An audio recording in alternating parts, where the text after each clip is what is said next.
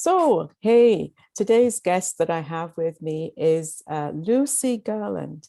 And Lucy is a family caregiver. She is also a wellness coach, a certified yoga instructor and a functional aging specialist. And I really want to ask you more about that, Lucy, as I read that in your intro. I was very intrigued by the functional aging specialist. She has a degree in nutrition and dietetics, which I also am not really familiar with. So looking forward to hearing a little bit more about that. Lucy works with caregivers and other overwhelmed individuals, and she helps them to prioritize their self-care so they can be energetic and present for people that they love. And I loved that part of your intro as well, Lucy. So welcome. Welcome to my little podcast interview session here with you this afternoon. I'm looking forward to our conversation. Thank you so much. And thank you for inviting me. And I am looking forward to having a nice conversation with you. And I have to say, it's been such a pleasure to get to know you and your beautiful energy. I'm so happy that we have connected. Thank you, Lucy, and you too. It's nice to also meet someone online in a different part of the world. You're from the States, from Virginia, I believe, but we have a common passion and interest. And so that's been very enticing for me to actually get to know you and to just, find out how things work in your part of the world, what led you into this passion that you have for caregivers too. So, yeah. The feelings are mutual. So Lucy, tell us a little bit about yourself, where you're from, and how did you begin working with coaching caregivers? Well, I am in Virginia now on the East Coast of the United States, and I was born in New York, northern part of the States, and I went to school actually in Florida, which is the southernmost eastern state in the United States.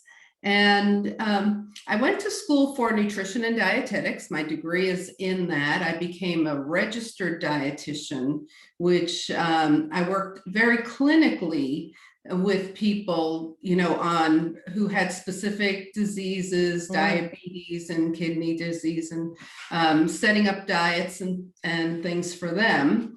And yeah, so one of my first jobs was in a nursing home, and I became the chief dietitian there and food service director. So I'm used to working with older adults, and unfortunately, in the nursing home, I rarely had interaction. In this particular nursing home, I rarely had interaction with caregivers because they hardly ever showed up.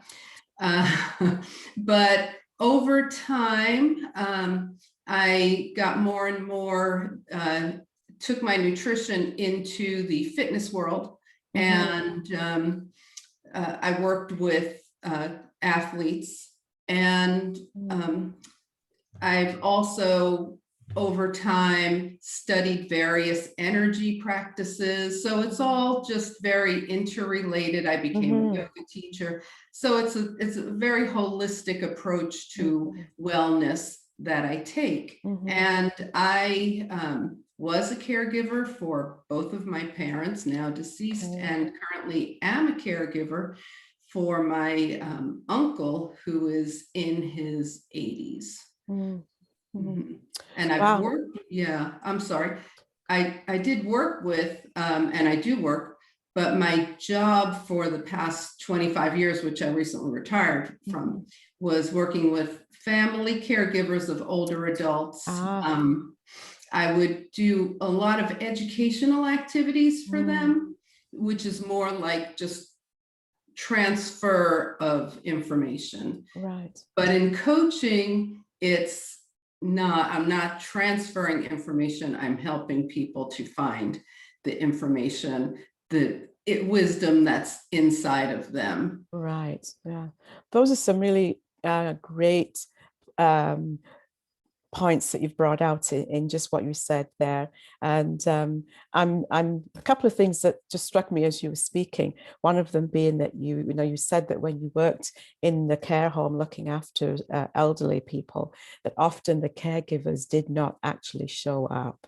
And my mom, who was a psychiatric nurse for over 35 years, is now in late stage dementia in the UK. And I am actually her long distance caregiver. But one of the things that I often remember her saying was how relatives, caregivers did not come to visit their loved ones, often once they were in care like that. And so I think having someone like yourself in the care home facility, being able to offer that kind of care, first of all, that just really spoke to me as being something that I think any individual who would be in that situation would just love to have had you as that special support person for them. And so I really was quite intrigued by what you had to say about that. And also on the educational side, go ahead. No, you go ahead. I was just agreeing with you. Yeah. And also on the educational front, just what you were saying there about, the distinction between educating caregivers and guiding them to find, the information within themselves. Can you say a little bit about the differences between those two things from your perspective? Mm-hmm. Well, I do believe that education is very necessary. There's a lot of practicalities to caregiving, yes, and including in the areas of nutrition, fitness, stress. There's just concrete information. Yes. But it's one thing to know that information. It's another thing to bring it into your life and apply it. And that's where the coaching comes in. And, one thing that caregivers don't always realize, among many things, is that they are allowed to take care of themselves. Yes, yes. And they must take care of themselves because otherwise they cannot continue caring for for anybody else. Right. Why do you think it is, Lucy, that when a person becomes a caregiver for a loved one? I found this even with myself when I'm a trained behavioral life coach, but when I took on the role of caregiver for my mom, it was all consuming in the beginning. It was partly because I only had a short period of time to be with her. She's in the UK, and I had to go there and transition her after my father passed away suddenly. But even though I understand the importance of self-care and looking after self, it was a very slippery slope for a while there of just being all consumed with every aspect of her care, and really not at some points in the beginning wanting to even delegate or ask for help, until it became obvious to me as well as to others who were watching probably, that it was unsustainable for me to take on every single aspect of her care, particularly long distance. So what do you think? What do you think that is in caregivers? And I think maybe particularly in female caregivers, we tend to have that. Would you agree, that kind of superwoman mentality sometimes? Yes, and also we are often, like from a young age, even when I had my children, it's okay, they are the ones with the need, and their needs need to come first, right? So and then we're okay, we're feeling okay, and perhaps even healthy. And so here's this person who is needing our help, and we set about helping them, and right then they're okay. And then their care, this is a big difference between caring for children, healthy children, and caring for older adults. Yes. As you take care of your children, they're getting a little more independent, right? They learn how to tie their shoes. They go off to school. as you're taking care of an older adult, they're getting more and more, they're on a down slope.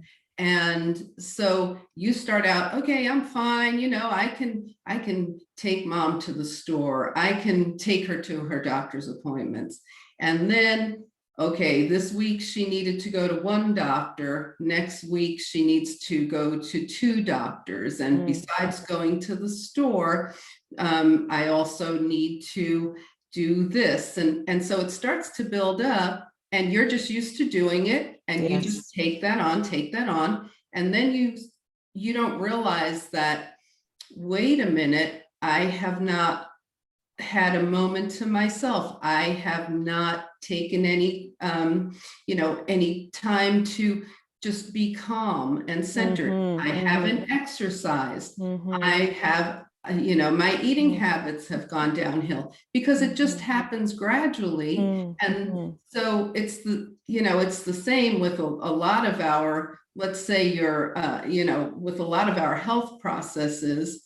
We start to get used to a certain level of lower energy. Yes. And then it gets a little lower and a little lower. So it's not like one day you were feeling all peppy and everything and you broke your leg and were in a chair, right? This is such a gradual thing. Slope. Yeah. Sometimes you don't see it. Yeah. And then when you actually, somebody either brings it to your attention or you actually realize, whoa, I have no energy. I'm just, I can't even do this anymore.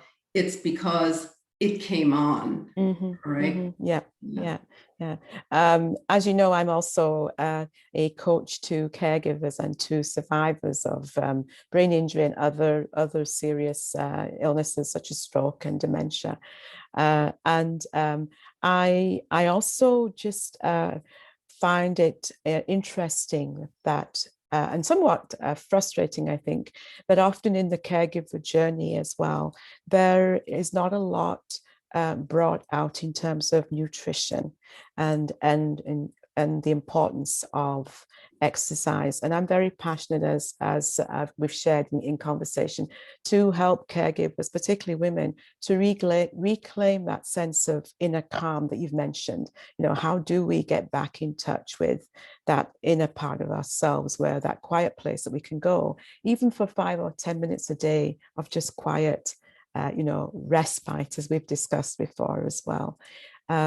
So what do you see as being some common challenges, Lucy, that all caregivers, many caregivers, females, have in common when it comes to just being able to get back in touch with that inner calm? And are they looking after their nutrition, and are they exercising, and how could they get those 5 or 10 minutes into their day?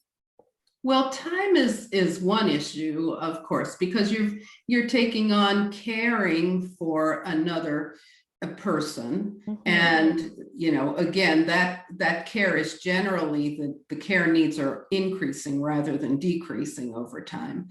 So time is something that you hear a lot from caregivers. I don't have time to do this. Yes. Yeah. And let's say you're caring for somebody and you're preparing their meals, and they may be considerably older, so they they have different dietary preferences. And you're not going to prepare a whole meal for them and a whole different meal for yourself and everything. So those things all start to get intermingled. And, as far as exercise, again, it's, well, how am I going to find time? And how can I do that? I can't just, especially with dementia, which I've dealt a lot, and that was my mother's issue. I can't just go for a walk for an hour, leave her alone and say, you just sit here, don't get into any trouble, try not to get into any trouble. That's right. And so that's a common thing. Time, not feeling like you can leave that person, and feeling like it is all up to you. Yes. That's a very common thing I hear and have experienced myself as well from others is, well, it's all up to me. No other family members are even wanting to help. And they don't even think it's such a big deal. Like they wonder even, why am I always so tired? That is so true. Like I was caring for my father who was ill. I had 2 toddlers and a life, a husband, and other family members, siblings were like, well, you seem fine. Just keep doing it. Just do what you do. Just keep doing what you do. And I was like, okay, my income is being disrupted, my health is being disrupted, my relationship with my husband, my ability to take care of my children is all being disrupted. And we do such a good caregivers do such a good job of it. That's right. The old, you make it look easy. Looks easy, yes. Right? Yes. So that is very problematic. But it does bring up the point that caregivers have so many skills. And so in the self-care arena, it's not necessarily developing new skills. It's taking the skills that they already have and applying them to themselves. I love that. I love that. I totally agree with you. I think even, I have a background in career development, and often as I work with people in that area, I work in what I call 5 life areas: the family, the job or the work area, the community, extended family, that's all part of community, the leisure, and also self-care. And often when I ask people on a scale of 1 to 5, in each area, where would you place yourself? Self-care usually is 0. There's usually no time for self-care. And so often people come thinking that they need help with family as the presenting, problem. And when we get right down to it, we have to start with self-care, because if they can't look after themselves, they can't look after the family. And so I think helping women to take off what I call the cloak of shame, letting go of feeling ashamed that they can't do everything. Why am I not able to do what my friend down the street, Sally, can do? Comparing ourselves to each other, and then making this role of caregiver such a burden and such a weight that others actually don't really even see how they can come alongside and support. Sometimes I think we even get to the point ourselves where we don't realize we can maybe reach out to a friend and ask if they would spar off, for an hour and come and sit with this person, because they can't be left alone. But how can we be creative in those ways with our skill sets that we have? To share the load of caregiving. Would you agree? Yes, and people actually like to help. Maybe not always the family, but your friends are typically happy to come up with to be able to help you in some way, right? And don't you think, Lucy, that often we can get to a point in that stage of caregiving where we ourselves don't actually think that anybody else can look after our loved one as well as we can. And so sometimes the loved one doesn't want anybody else. One of my clients is in this position. Both her parents are alive, both are very needy, and both only want her. Her mom has to go to the doctor 4 times a week, and the mother only wants her to take her. So,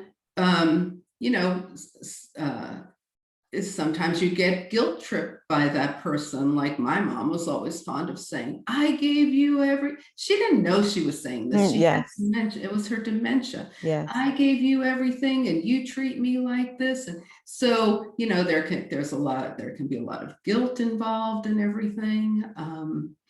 So it can be very difficult. And one of I remember, as I said, I had small children, I was doing caregiving, and one of the social workers I worked with said, because we all specialized in this whole situation with either Mhm. older adults or caregivers of older adults. She said, well, sit down and make a list of things that people can help you with. And so that, you know, you can either ask people for help, or if they say, can I help, you can go to your list. And I said to her, did you just say to me, I have, and with me, I who have so much to do, to go do one more thing, sit down and Make a list. Yeah. I was annoyed. I was like, you know, but it's true. Now, you know, every day you're kind of making a list of things to do anyway, right? Right. Exactly. Yes. Even if it's like, okay, fill mom's prescription. So Mhm. so look at your things, Mhm. the things to do, and make a nice big red circle around something that somebody else could do. And maybe prioritizing too, because I think sometimes, again, as women, we tend to take on way more than realistically there are hours in the day Oh, to yeah. do, Yeah. and sort of set ourselves up for failure in that way. So, you know, maybe part of that is also just making that list so that we can prioritize the list, and does everything on the list have cross to be things done off the today? list. Right. Yes. You know, some things don't ever need to be done. Yes. So they, you know, you need to get good at crossing things off the list. Mm-hmm. But even if your neighbor, you know, you say, hey, next time you go to the store, could you pick up a couple of things for me? Mm-hmm. Mm-hmm. Right. That's Yes. really not putting them out. No. But you're allowing them to feel like they're doing something for you, and you're getting some help. Absolutely. So, yes. Let's talk a little bit about nutrition, because I'm really excited for people to hear a little bit about that side of your skill set and your background as well. So how important is good nutrition and exercise? And how might you suggest that caregivers take time to care for their bodies, minds, and their emotional well-being? well, food is number one basis for everything that we do, right? Yes. Food, air, water. So you can't live without air. Yes. You can't live without water. You cannot live without food. So that part has to be there. And, you know, there isn't like a one size fits all, but overall, we want to be eating as close to foods as close to their natural state as possible is a good general guideline. A wide variety of foods is a good general guideline, and you know, not too much or too little. And what I find for women in particular, and you know, the women that I work with tend to be 40 and above, sometimes well above, they're not getting enough protein. We need protein. So focusing on those foods. And if you have you know, if you have made the choice to eat vegetarian or vegan, or you know, you really need to work on making sure you're getting enough protein. So that's one thing. But nutrition, that's why I studied it in the first place. Nutrition is the basis for everything else we do. If we're not properly nourishing our bodies, we can't effectively exercise. We cannot cope with stress. Another good general guideline is, you know, really watch your sugar, because sugar can really ramp up the stress response hormones. So that's another good general guideline. And then as far as exercise, our bodies were meant to move. And so exercise does not have to mean, okay, I'm going to go walk for an hour. And if I can't walk for an hour, oh, well, all is lost, right? Exercise can be as simple as standing up once an hour, rolling your shoulders back, taking a few deep breaths, moving your arms, you know, walk in place, you know, so those kinds of things, all that movement adds up. Do you love gardening? Then go get outside, play in the garden, right? Yes, Yeah. our bodies are meant to move, and if they don't, then things start getting weaker. Your muscles get weaker, and you will not have good bone health, and that's where things start to fall apart for you. So how can you expect to be able to take care of another person if your body is falling apart? If your mind is, constantly in turbulence and disrupted. So that makes me think about the saying, put your own air mask on before you try to rescue someone else, because if there isn't enough oxygen for you to breathe, you're not going to be able to actually help the other person. There's a couple of words that I often like to unwrap for my clients as well. The words are caregiver and caretaker. And I think those words get used interchangeably, but I like to try and unwrap it in the sense that when we're giving care to someone, we're actually not taking on all the responsibility, all the choices, all the behavior decisions for the other person.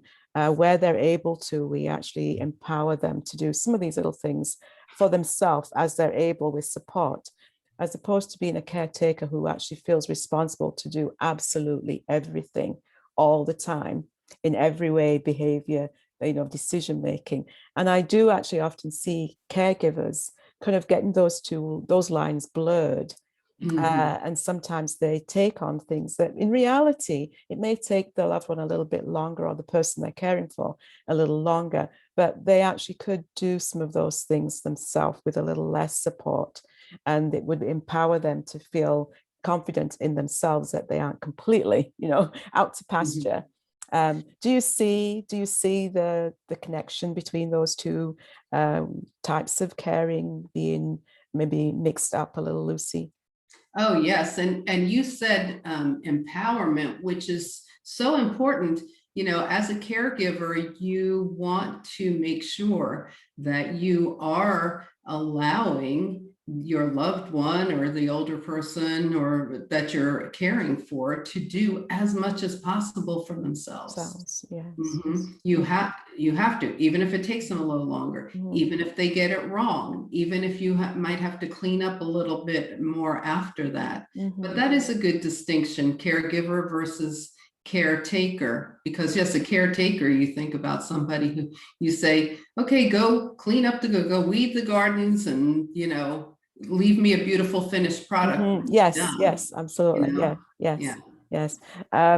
So we have gone through our time really quickly, and I've got so many more things I'd like to ask you, but let me just ask you a couple of other questions here. What might you say to caregivers who really don't feel confident in their role, or perhaps they feel unqualified to give care to someone under their care? What might be something you could share with them? Well, first of all, as I had said before, as a caregiver, you have so many skills. So you need to take a moment to say, wow, yes, the fact that I am getting myself out of bed, getting dressed, and then doing all this for another person involves these particular skills, whether it's organization, good communication skills.